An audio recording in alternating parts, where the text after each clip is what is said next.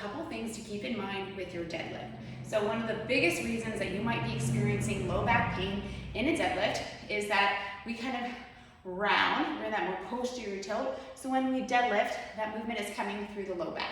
As moms, oftentimes we lack the internal rotation and nutation, so movement at the sacrum, that's necessary to move into a hinged position without compensation. So a couple key points is to notice what's happening at your rib cage. Are you flaring out and in this more open scissored position? So kind of walking like in this more anterior tilt. So we want to address what's happening at the rib cage. So when you set up in your hinge, exhaling, thinking about those ribs coming back. A big mistake with this is when we exhale, we flex through the upper body, just bringing the head forward, rounding through the shoulders, bringing them into internal rotation, and that is not what we want. So we want to think about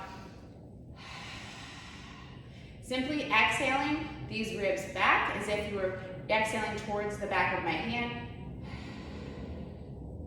And we need that posterior expansion. We need to get the breathing and building that dynamic rib cage for us to even sense what that feels like. But tuning into your rib cage position, if you are in this anterior tilt, just thinking about a exhale and getting these ribs in a good position. The next thing we need is we need movement at the pelvis.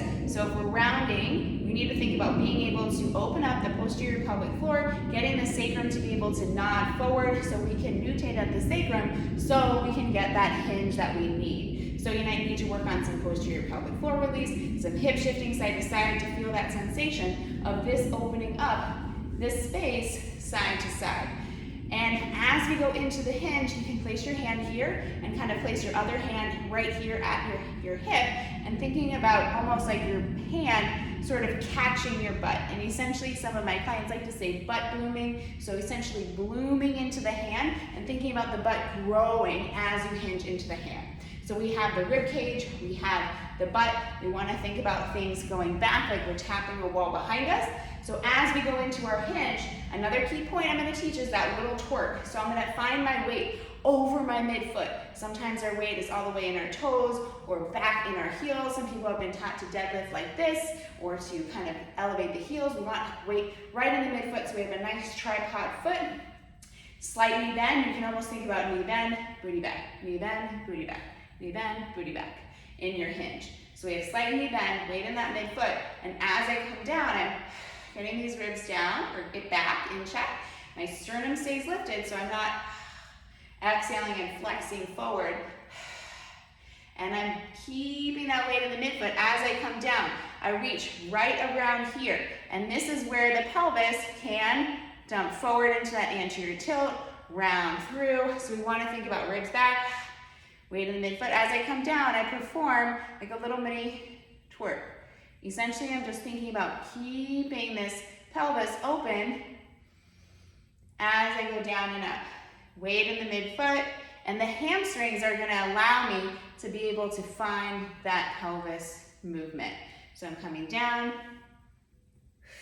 and this is where I want that hinge to be. If I'm holding a bar, I can find that hinge and then come and meet it at the ground. I can elevate a kettlebell. But I want to feel like my booty cheeks can literally spread. I want air and pressure to flow through that space. You can feel it as you go down. And if you don't, we add that twerk, ribs back, and we work on some posterior pelvic floor release, some hip shifting, finding space in this spot. So in summary, for your deadlift, tuning into rib position. Exhale without flexing and rounding forward. You're thinking about weight in the midfoot, side bend in the knees. Thinking about hinging at the hips, so we hinge back, booty goes long, and what's happening at the booty is we're not rounding or overarching. We are keeping the ribs back, coming back into the hinge, slight twerk, notice that tiny movement at the pelvis to keep the sits bones lifted, and then going into the hinge. I also need the abdominal control to keep myself upright and to watch that I don't lose it. It takes the ab control. We need to be able to maintain tension in the abs so that we don't feel like we're going to fall forward in the front. So we're looking at the rib cage, we're building strength in our abdominals, we're opening up the backside of our pelvis, facilitating movement so our sacrum can move and the sits bones can spread and we can feel that pressure flow back. We're paying attention to what's happening at the foot, the knee, and we're allowing that little torque to happen. So those are some big tips for your deadlift. Let me know if you have any questions.